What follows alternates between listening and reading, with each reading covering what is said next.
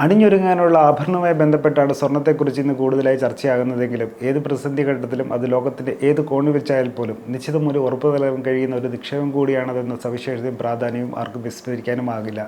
അതിനാൽ സ്വർണ്ണത്തെ ഒരു ആസ്തിയെ കണ്ടുകൊണ്ട് നിക്ഷേപം എന്ന നിലയിൽ പരിഗണിക്കുന്നവർ ഏറ്റവും സുരക്ഷിതവും ലാഭകരമായ ഒരു മാർഗം ഏതാണെന്ന് ഇപ്പോൾ അന്വേഷിക്കുകയാണ്.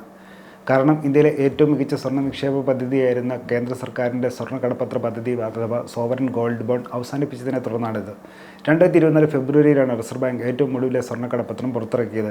പിന്നീട് കഴിഞ്ഞ ഏപ്രിൽ മാസത്തോടെ അടുത്ത ഘട്ടം സ്വർണ്ണ കടപ്പത്രം ഇറക്കേണ്ടതായിരുന്നെങ്കിലും അതുണ്ടായില്ല. ഇത്തവണത്തെ പൊതുബജറ്റിന് ശേഷം നടന്ന പത്രസമ്മേളനത്തിൽ ധനമന്ത്രി നിർമ്മല സീതാരാമനാണ് സ്വർണ്ണ കടപ്പത്രത്തെക്കുറിച്ചുള്ള ചോദ്യത്തിന് മറുപടിയായി പദ്ധതി നിർത്തലാക്കിയെന്ന കാര്യം വ്യക്തമാക്കിയത്. കേന്ദ്ര സർക്കാരിൻ്റെ പിന്തുണയിൽ റിസർവ് ബാങ്ക് തന്നെ നേരിട്ട് പുറത്തിറക്കുന്നതിനാൽ നിക്ഷേപത്തിൻ്റെ സുരക്ഷിതത്വം സംബന്ധിച്ച് സ്വർണ്ണക്കടപ്പത്രം ഏറെ വിശ്വസ്തമായിരുന്നു. കടപ്പത്രത്തിന് സ്വർണ്ണത്തിൻ്റെ വിപണി വില അനുസരിച്ച് മൂല്യം ഉണ്ടാകുമെന്നതും വാർഷികമായി പലിശ ലഭിക്കുന്നതും സൂക്ഷിക്കാൻ ബുദ്ധിമുട്ടില്ലാത്തതും നികുതി ഇളവുകളുമൊക്കെ സ്വർണ്ണക്കടപ്പത്രത്തിന് മാറ്റുകൂട്ടിയിരുന്നു.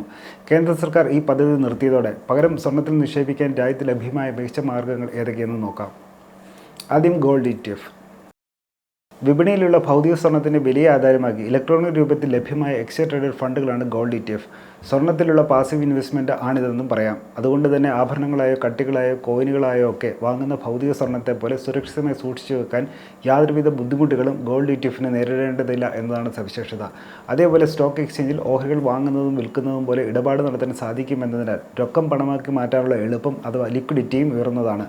കൂടാതെ എക്സ്പെൻസ് റേഷ്യോ ഗോൾഡ് മ്യൂച്വൽ ഫണ്ടിനേക്കാളും കുറവുമാണ്. വിപണിയിലുള്ള യഥാർത്ഥ സ്വർണ്ണവുമായി ബന്ധിപ്പിച്ചുള്ള ഗോൾഡ് ETFിൻ്റെ വില നിർണ്ണയം സുതാര്യമാണെന്നതും പ്രത്യേകതയാകുന്നു. അതേസമയം ഗോൾഡ് ETFിൽ നിക്ഷേപത്തിന് ഡിമാറ്റ് അക്കൗണ്ട് ആവശ്യമാണ്. ചുരുക്കത്തിൽ ദീർഘകാലയളവിലേക്ക് നിക്ഷേപം പരിഗണിക്കുന്നവർക്കും പണമായി മാറ്റാനുള്ള എളുപ്പവും താഴ്ന്ന പരിപാലന ചെലവും വിപണി അധിഷ്ഠിത ആദായവും നോട്ടമിടുന്ന നിക്ഷേപകർക്കും ഏറ്റവും അനുയോജ്യമായ മാർഗ്ഗമാണ് ഗോൾഡ് ETF എന്ന് സാരം. Digital gold. വിപണിയിലെ ഭൗതിക സ്വർണ്ണത്തിലുള്ള ഏറ്റവും ലഘുവായ ബദൽ മാർഗ്ഗങ്ങളിലൊന്നാണ് ഡിജിറ്റൽ ഗോൾഡ്. ഇലക്ട്രോണിക് രൂപത്തിൽ ഏത് സമയത്തും വാങ്ങാനും വിൽക്കാനും കഴിയുന്ന സ്വർണ്ണം എന്ന് ലളിതമായി വിശേഷിപ്പിക്കാം. ബാങ്കുകൾ, ധനകാര്യ സ്ഥാപനങ്ങൾ, പേയ്മെൻറ്റ് ഗേറ്റ്വേകൾ എന്നിവ വഴിയൊക്കെ ഡിജിറ്റൽ ഗോൾഡ് വാങ്ങാനാകും. ഇവരുടെ ആപ്ലിക്കേഷൻ മുഖേന വളരെ എളുപ്പത്തിൽ ഡിജിറ്റൽ ഗോൾഡുമായി ബന്ധപ്പെട്ട ഇടപാടുകൾ നടത്താനുമാകും. ചെറുകിട നിക്ഷേപകർക്ക് തീരെ താഴ്ന്ന തുകയിലും നിക്ഷേപിക്കാനുള്ള അവസരം ഉണ്ടെന്നതാണ് ഇതിൻ്റെ പ്രത്യേകത. കേവലം ₹1 ഡിജിറ്റൽ ഗോൾഡ് ഇന്ന് വാങ്ങാൻ കഴിയും. അതേസമയം താരതമ്യേന പുതിയ നിക്ഷേപ മാർഗ്ഗമായതിനാൽ ഗോൾഡ് ETFിനുള്ളതുപോലെ ഔദ്യോഗിക സംവിധാനത്തിന് കീഴിലുള്ള നിയന്ത്രണ ചട്ടക്കൂടുകൾ ഡിജിറ്റൽ ഗോൾഡിനെ സംബന്ധിച്ച് ഉരുത്തിരിഞ്ഞു വരുന്നതേയുള്ളൂ. കൂടാതെ വിൽപ്പന വിലയും വാങ്ങാനുള്ള വിലയും തമ്മിലുള്ള വ്യത്യാസം അഥവാ സ്പ്രെഡ് ഉയർന്നതാണെന്നും ഇതിൻ്റെ ന്യൂനതയാണ്. ഡിജിറ്റൽ ഗോൾഡ് മുഖേന ദീർഘകാലയളവിലേക്കുള്ള നിക്ഷേപം അനുയോജ്യമല്ല. 3 മുതൽ 5 വർഷം വരെ കൈവശം വെക്കുന്നതാകും അനുയോജ്യം. അതേപോലെ വളരെ വലിയ അളവിലുള്ള ഇടപാടുകൾക്ക് ലിക്വിഡിറ്റി ഒരു പ്രതിബന്ധമായി നേരിടാനുള്ള സാധ്യതയുമുണ്ട്. ചുരുക്കത്തിൽ റിസ്കുകൾ മനസ്സിലാക്കിക്കൊണ്ട് ചെറിയ അളവിലുള്ള നിക്ഷേപത്തിന് അനുയോജ്യമായ സ്വർണ്ണ നിക്ഷേപ മാർഗ്ഗമാണ് ഡിജിറ്റൽ ഗോൾഡ് എന്ന് സാരം. Gold mutual fund. സ്വർണ്ണവുമായി ബന്ധിപ്പിച്ച് ഗോൾഡ് എക്സ്ചേഞ്ച് ട്രേഡഡ് ഫണ്ടുകളിൽ നിക്ഷേപിക്കുന്ന മ്യൂച്വൽ ഫണ്ട് സ്കീമുകളാണ് ഗോൾഡ് മ്യൂച്വൽ ഫണ്ടുകൾ. സ്വർണ്ണത്തിൽ നിക്ഷേപിക്കാനുള്ള പരോക്ഷ മാർഗ്ഗമാണത്. ഗോൾഡ് മ്യൂച്വൽ ഫണ്ടുകൾ വാങ്ങുന്നതിന് ഡിമാറ്റ് അക്കൗണ്ടുകൾ ആവശ്യമില്ലെന്നതാണ് സവിശേഷത.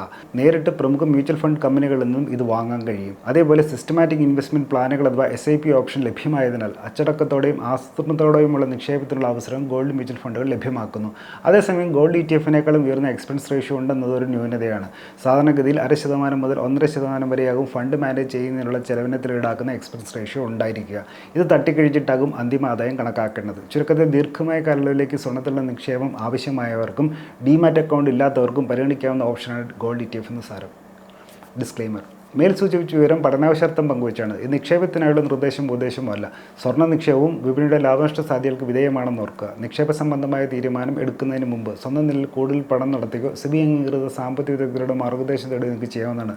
കൂടുതൽ വാർത്തകൾക്കും വിശേഷങ്ങൾക്കും ഈ ടീം വരെയുള്ള ഫോളോ ചെയ്യുക, സബ്സ്ക്രൈബ് ചെയ്യുക. മറ്റു വിഷയമായി വീണ്ടും കാണാം.